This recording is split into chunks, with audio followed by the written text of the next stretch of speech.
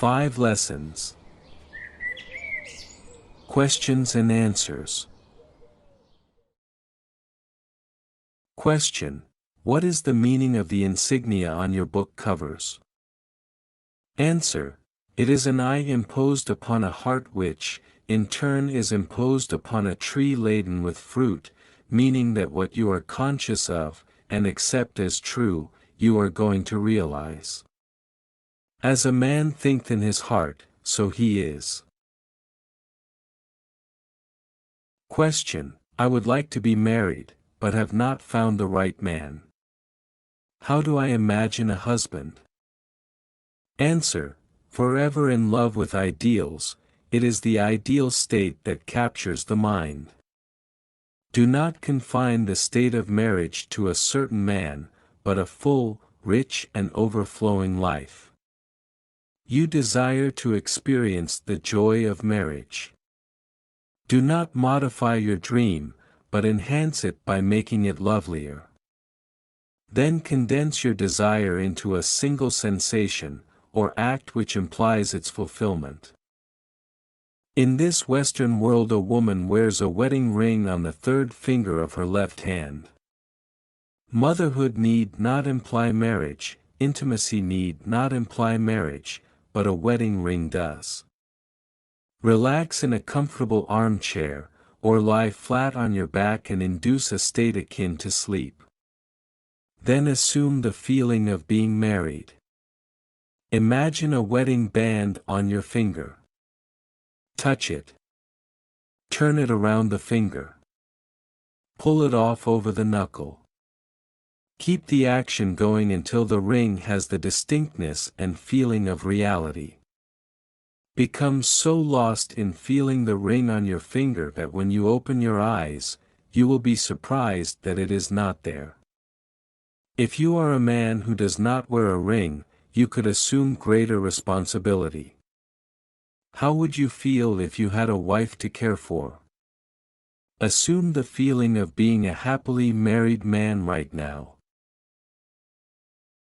Question: what must I do to inspire creative thoughts such as those needed for writing? Answer: what must you do? Assume the story has already been written and accepted by a great publishing house. Reduce the idea of being a writer to the sensation of satisfaction. Repeat the phrase, "Isn't it wonderful?" or "Thank you, thank you, thank you," over and over again until you feel successful. Or, imagine a friend congratulating you. There are unnumbered ways of implying success, but always go to the end. Your acceptance of the end wills its fulfillment. Do not think about getting in the mood to write, but live and act as though you are now the author you desire to be. Assume you have the talent for writing. Think of the pattern you want displayed on the outside. If you write a book and no one is willing to buy it, there is no satisfaction. Act as though people are hungry for your work. Live as though you cannot produce stories, or books fast enough to meet the demand. Persist in this assumption and all that is necessary to achieve your goal will quickly burst into bloom and you will express it. Question: how do I imagine larger audiences for my talks? Answer: I can answer you best by sharing the technique used by a very able teacher I know. When this man first came to this country, he began speaking in a small hall in New York City.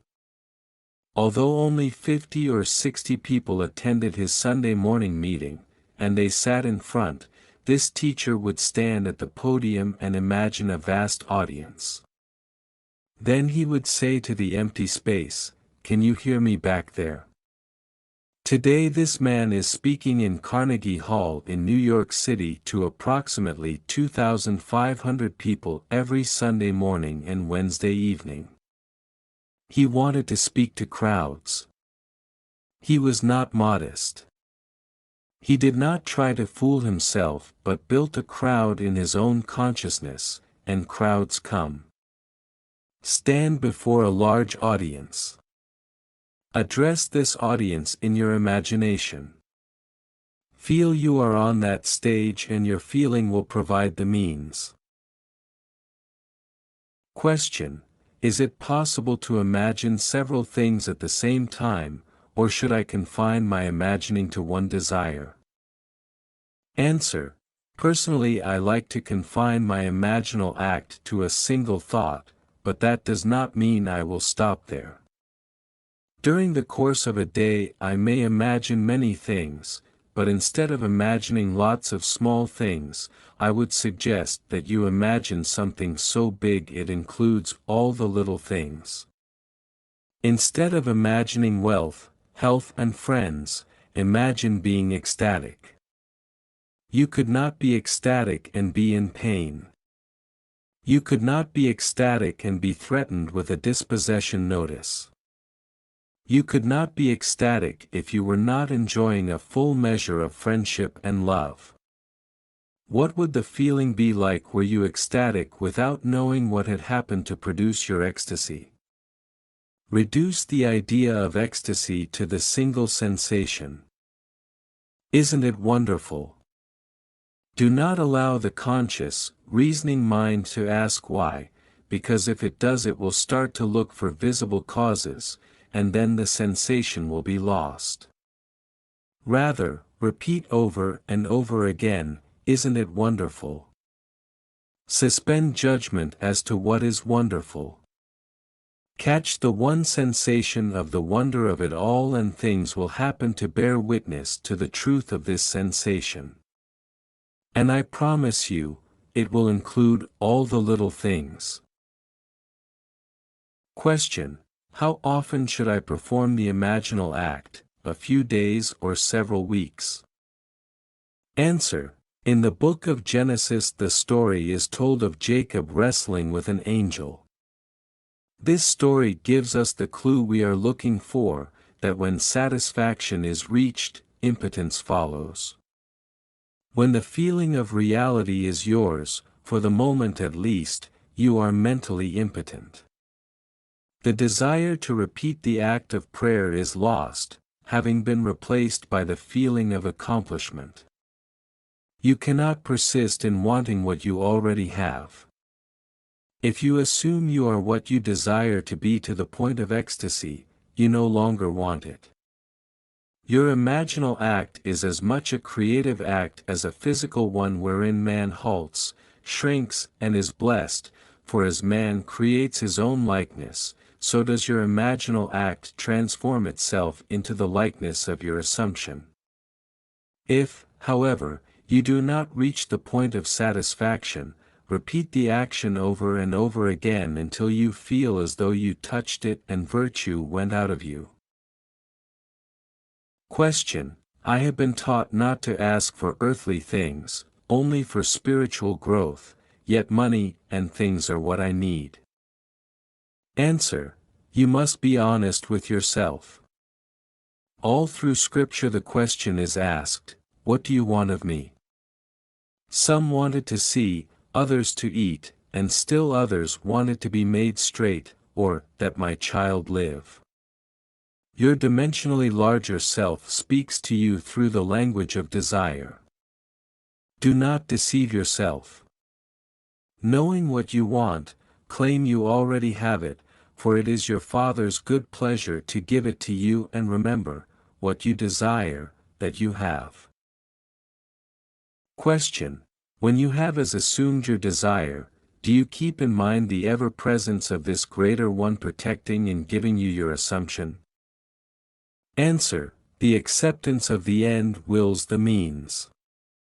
Assume the feeling of your wish fulfilled and your dimensionally greater self will determine the means. When you appropriate a state as though you had it, the activity of the day will divert your mind from all anxious thoughts so that you do not look for signs. You do not have to carry the feeling that some presence is going to do it for you, rather you know it is already done. Knowing it is already a fact, walk as though it were, and things will happen to make it so. You do not have to be concerned about some presence doing anything for you. The deeper, dimensionally greater you has already done it. All you do is move to the place where you encounter it. Remember the story of the man who left the master and was on his way home when he met his servant who said, "Your son lives." And when he asked at what hour it was done, the servant replied, "The 7th hour."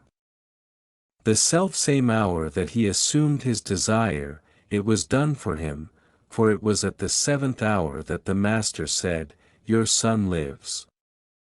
Your desire is already granted. Walk as though it were, and, although time beats slowly in this dimension of your being, it will nevertheless bring you confirmation of your assumption. I ask you not to be impatient, though. If there is one thing you really have need of, it is patience. Question: Isn't there a law that says you cannot get something for nothing?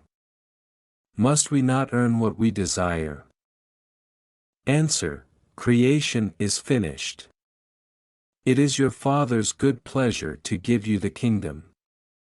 The parable of the prodigal son is your answer. In spite of man's waste, when he comes to his senses and remembers who he is, he feeds on the fatted calf of abundance and wears the robe and ring of authority. There is nothing to earn. Creation was finished in the foundation of time. You, as man, are God made visible for the purpose of displaying what is, not what is to be. Do not think you must work out your salvation by the sweat of your brow. It is not 4 months until the harvest, the fields are already white, simply thrust in the sickle. Question: Does not the thought that creation is finished rob one of his initiative? Answer: If you observe an event before it occurs, then the occurring event must be predetermined from the point of view of being awake in this three-dimensional world. Yet, you do not have to encounter what you observe. You can, by changing your concept of self, interfere with your future and mold it in harmony with your changed concept of self. Question: Does not this ability to change the future deny that creation is finished? Answer: No. You, by changing your concept of self, change your relationship to things.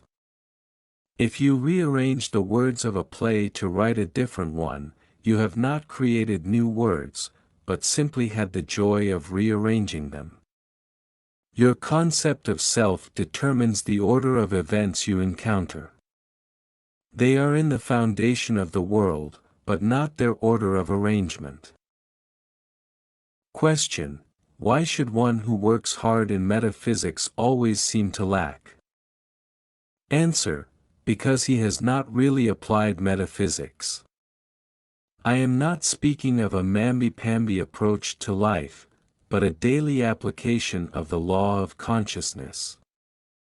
When you appropriate your good, there is no need for a man, or state, to act as a medium through which your good will come. Living in a world of men, money is needed in my everyday life. If I invite you to lunch tomorrow, I must pick up the check. When I leave the hotel, I must pay the bill. In order to take the train back to New York, my railway fare must be paid. I need money and it has to be there. I am not going to say, God knows best, and He knows I need money.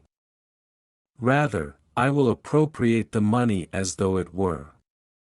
We must live boldly. We must go through life as though we possessed what we want to possess. Do not think that because you helped another, someone outside of you saw your good works and will give you something to ease your burden.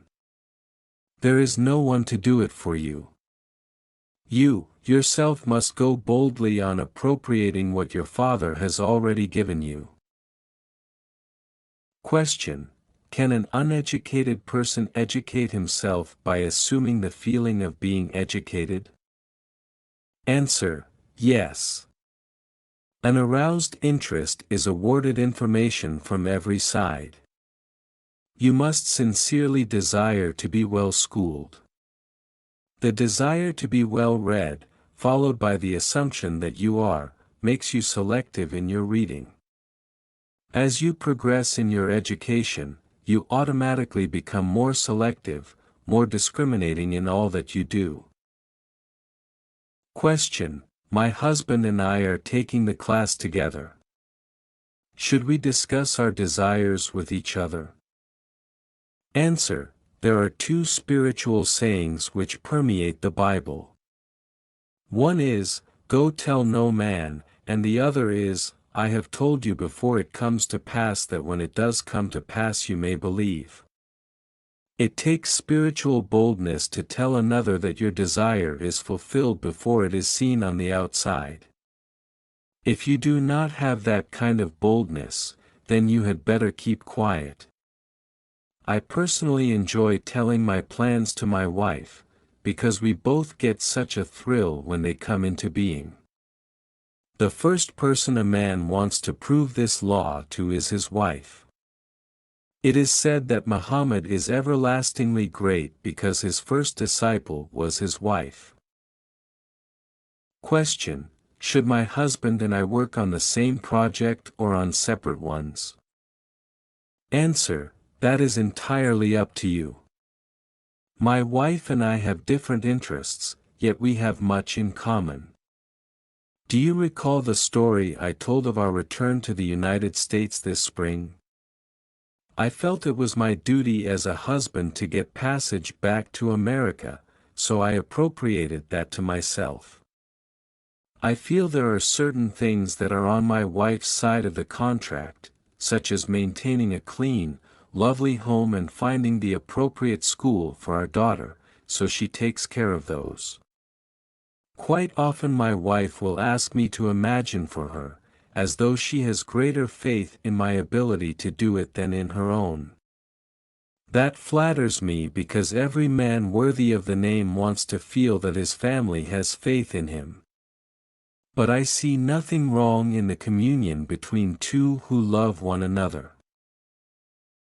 Question: would think that if you get too much into the sleepy state there would be a lack of feeling. Answer: when I speak of feeling I do not mean emotion, but acceptance of the fact that the desire is fulfilled.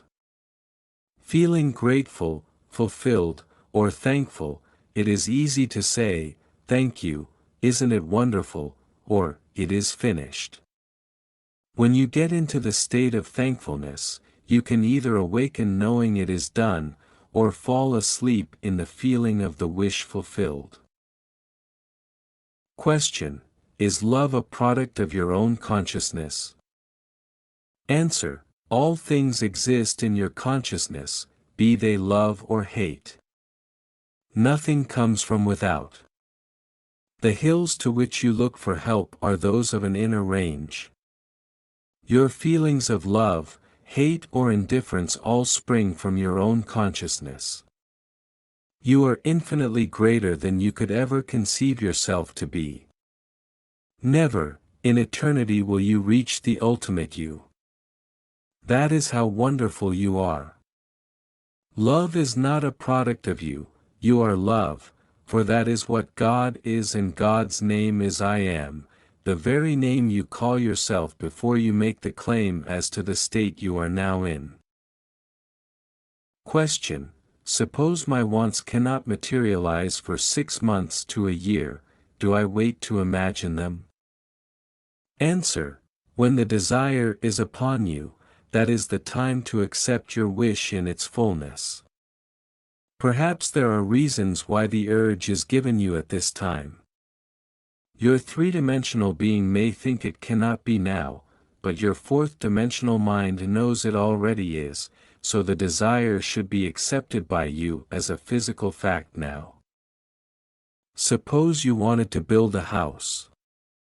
The urge to have it is now, but it is going to take time for the trees to grow and the carpenter to build the house.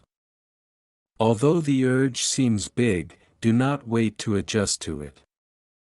Claim possession now and let it objectify itself in its own strange way. Do not say it will take 6 months or a year. The minute the desire comes upon you, assume it is already a fact. You and you alone have given your desire a time interval, and time is relative when it comes to this world. Do not wait for anything to come to pass, accept it now as though it were and see what happens. When you have a desire, the deeper you, who men call God, is speaking. He urges you, through the language of desire, to accept that which is not that which is to be. Desire is simply his communion with you, telling you that your desire is yours, now. Your acceptance of this fact is proved by your complete adjustment to it as though it were true. Question: why do some of us die young? Answer: our lives are not, in retrospect, measured by years but by the content of those years. Question: what would you consider a full life? Answer: a variety of experiences. The more varied they are, the richer is your life. At death you function in a dimensionally larger world, and play your part on a keyboard made up of a lifetime of human experiences. Therefore, the more varied your experiences, the finer is your instrument and the richer is your life. Question: what about a child who dies at birth? Answer: the child who is born, lives forever, as nothing dies. It may appear that the child who dies at birth has no keyboard of human experience, but, as a poet once said, he drew a circle that shut me out, infidel, scoundrel, a thing to flout. But love and I had the wit to win. We drew a circle that took him in. The loved one has access to the sensory experiences of the lover. God is love, therefore, ultimately everyone has an instrument, the keyboard of which is the sensory impressions of all men. Question: what is your technique of prayer? Answer: it starts with desire, for desire is the mainspring of action. You must know and define your objective, then condense it into a sensation which implies fulfillment. When your desire is clearly defined, immobilize your physical body and experience, in your imagination, the action which implies its fulfillment. Repeat this act over and over again until it has the vividness and feeling of reality. Or, condense your desire into a single phrase that implies fulfillment, such as, "Thank you, Father, isn't it wonderful," or, "It is finished." Repeat that condensed phrase, or action in your imagination over and over again. Then either awaken from that state, or slip off into the deep. It does not matter, for the act is done when you completely accept it as being finished in that sleepy, drowsy state. Question: two people want the same position. One has it. The other had it and now wants it back. Answer: your Father, the dimensionally greater you, has ways and means you know not of. Accept his wisdom. Feel your desire is fulfilled, then allow your Father to give it to you. The present one may be promoted to a higher position, or marry a man of great wealth and give up her job. She may come into a great deal of money, or choose to move to another state. Many people say they want to work, but I question that seriously. They want security and condition security on a job. But I really do not think the average girl truly wants to get up in the morning and go to work. Question. What is the cause of disease and pain? Answer. The physical body is an emotional filter. Many human ailments, hitherto considered purely physical, are now recognized as rooted in emotional disturbances. Pain comes from lack of relaxation. When you sleep there is no pain. If you are under an anesthetic, there is no pain because you are relaxed, as it were. If you have pain it is because you are tense and trying to force something. You cannot force an idea into embodiment, you simply appropriate it. It is attention minus effort. Only practice will bring you to that point where you can be attentive and still be relaxed. Attention is tension toward an end, and relaxation is just the opposite. Here are two completely opposite ideas that you must blend until you learn, through practice, how to be attentive, but not tense.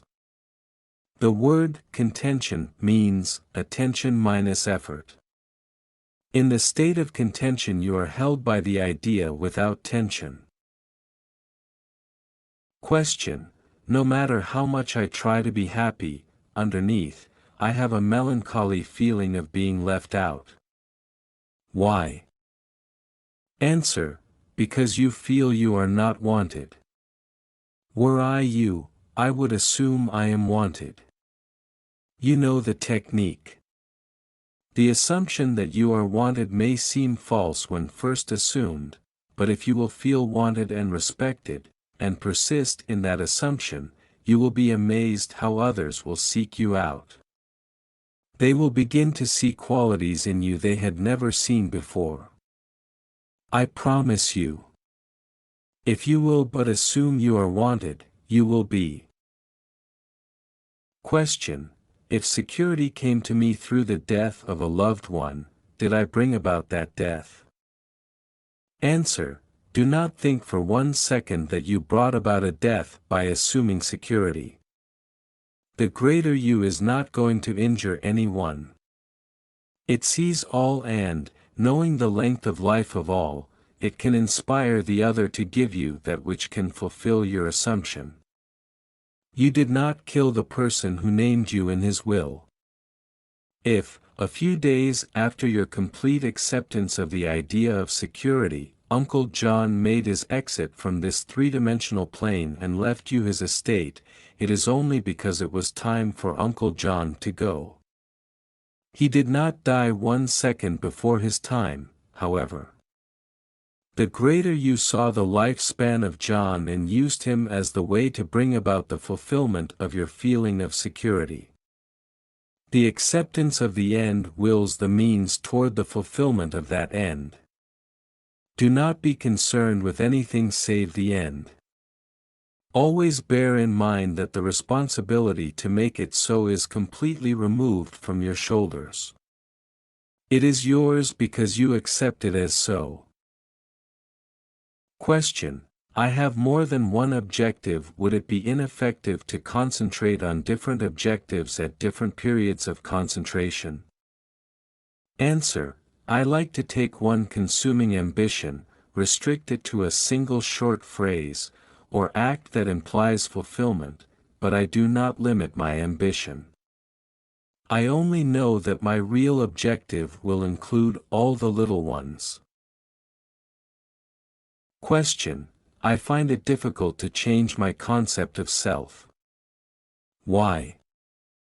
Answer. Because your desire to change has not been aroused. If you would fall in love with what you really want to be, you would become it. It takes an intense hunger to bring about a transformation of self. As the hart panteth after the water brooks, so panteth my soul after thee, O Lord. If you would become as thirsty for perfection as the little hart is for water that it braves the anger of the tiger in the forest, you would become perfect. Question. I am contemplating a business venture. It means a great deal to me, but I cannot imagine how it can come into being. Answer. You are relieved of that responsibility. You do not have to make it a reality, it already is. Although your concept of self seems so far removed from the venture you now contemplate, it exists now as a reality within you. Ask yourself how you would feel and what you would be doing if your business venture were a great success. Become identified with that character and feeling, and you will be amazed how quickly you will realize your dream. The only sacrifice you are called upon to make is to give up your present concept of self and appropriate the desire you want to express. Question: As a metaphysical student, I have been taught to believe that race beliefs and universal assumptions affect me. Do you mean that only to the degree I give these universal beliefs power over me, am I influenced by them? Answer: Yes. It is only your individual viewpoint, as your world is forever bearing witness to your present concept of self. If someone offends you, change your concept of self. That is the only way others change. Tonight's paper may be read by any 6 people in this room, and no 2 will interpret the same story in the same way. One will be elated, the other depressed, another indifferent, and so on, yet it is the same story. Universal assumptions, race beliefs, call them what you will, they are not important to you. What is important is your concept, not of another, but of yourself, for the concept you hold of yourself determines the concept you hold of others. Leave others alone. What are they to you? Follow your own desires. The law is always in operation, always absolute. Your consciousness is the rock upon which all structures rest. Watch what you are aware of. You need not concern yourself with others because you are sustained by the absoluteness of this law. No man comes to you of his own accord, be he good, bad or indifferent. He did not choose you. You chose him. He was drawn to you because of what you are. You cannot destroy the state another represents through force. Rather, leave him alone. What is he to you? Rise to a higher level of consciousness and you will find a new world awaiting you, and as you sanctify yourself, others are sanctified. Question: Who wrote the Bible? Answer: The Bible was written by intelligent men who used solar and phallic myths to reveal psychological truths. But we have mistaken their allegory for history and, therefore, have failed to see their true message. It is strange, but when the Bible was launched upon the world, and acceptance seemed to be in sight, the great Alexandria library was burnt to the ground, leaving no record as to how the Bible came into being. Few people can read other languages, so they cannot compare their beliefs with others. Our churches do not encourage us to compare.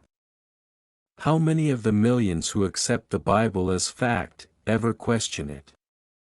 Believing it is the Word of God, they blindly accept the words and thus lose the essence they contain. Having accepted the vehicle, they do not understand what the vehicle conveys. Question: Do you use the Apocrypha? Answer: Not in my teaching. I have several volumes of them at home. They are no greater than the 66 books of our present Bible. They are simply telling the same truth in a different way. For instance, the story is told of Jesus, as a young boy, watching children make birds out of mud. Holding the birds in their hands, they pretend the birds are flying. Jesus approaches and knocks the birds out of their hands. As they begin to cry, he picks up one of the broken birds and remolds it. Holding it high, he breathes upon it and the bird takes wing. Here is a story of one who came to break the idols in the minds of men, then show them how to use the same substance and remold it into a beautiful form and give it life. That is what this story is trying to convey. I come, not to bring peace, but a sword. Truth slays all the little mud hens of the mind, slays illusions, and then remolds them into a new pattern which sets man free. Question: If Jesus was a fictional character created by biblical writers for the purpose of illustrating certain psychological dramas, how do you account for the fact that he and his philosophy are mentioned in the non-religious and non-Christian history of those times?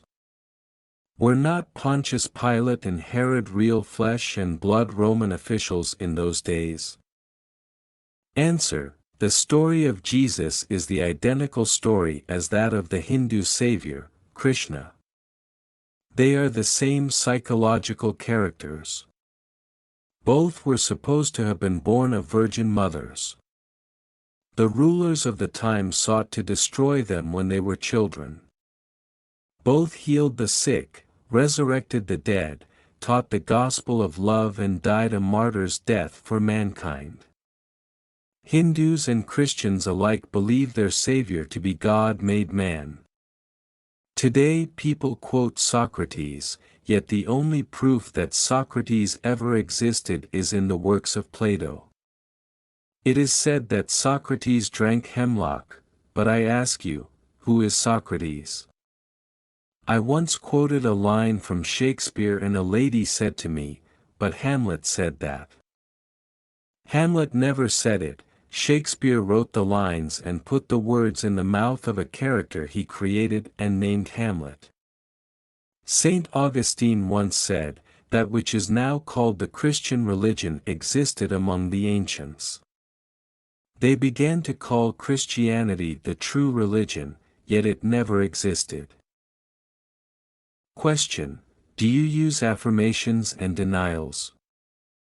Answer: Let us leave these schools of thought that use affirmations and denials.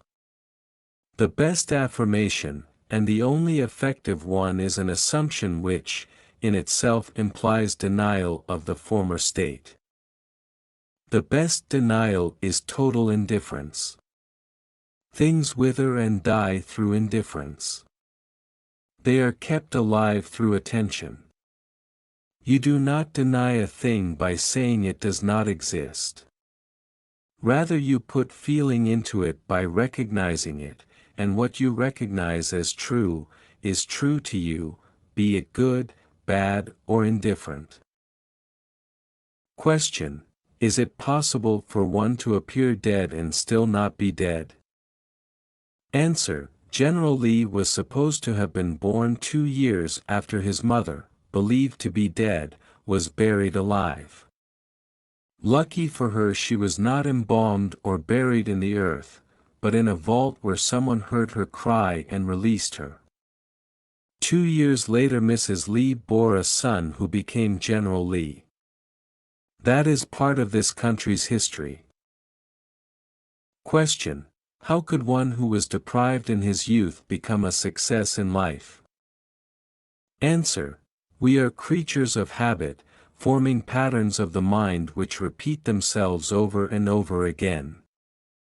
Although habit acts like a compelling law which drives one to repeat the patterns, it is not a law, for you and I can change the patterns.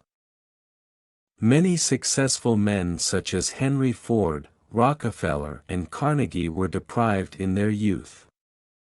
Many of the great names in this country came from poor families, yet they left behind them great accomplishments in the political, artistic, and financial world. One evening a friend of mine attended a meeting for young advertising executives. The speaker of the evening said to these young men, "I have but one thing to say to you tonight, and that is to make yourself big and you cannot fail." Taking an ordinary fish bowl, he filled it with 2 bags, one of English walnuts and the other of small beans. Mixing them with his hand, he began to shake the bowl and said, "This bowl is life. You cannot stop its shaking as life is a constant pulsing, living rhythm, but watch." And as they watched, the big walnuts came to the top of the bowl as the little beans fell to the bottom. Looking into the bowl, the man asked, "Which one of you is complaining?" asking why. Then added, "Isn't it strange, the sound is coming from the bowl and not the outside. A bean is complaining that if he had had the same environment as the walnut he, too, would do big things, but he never had the chance." Then he took a little bean from the bottom of the bowl and placed him on top, saying, "I can move the bean through sheer force, but I cannot stop the bowl of life from shaking," and as he shook the bowl, the little bean once again slid to the bottom. Hearing another voice of complaint, he asked, "What's that I hear? You are saying that I should take one of those big fellows who thinks he is so big and put him on the bottom and see what happens to him. You believe he will be just as limited as you because he will be robbed of the opportunity of big things just as you are. Let's see." Then the speaker took one of the big walnuts and pushed him right down to the bottom of the bowl, saying, "I still can't stop the bowl from shaking," and as the men watched, the big walnut came to the top again. Then the speaker added, "Gentlemen, if you really want to be successful in life, make yourself big." My friend took this message to heart and began to assume he was a successful businessman. Today he is truly a big man if you judge success by dollars. He now employs over 1,000 people in the city of New York. Each one of you can do what he did. Assume you are what you want to be. Walk in that assumption and it will harden into fact.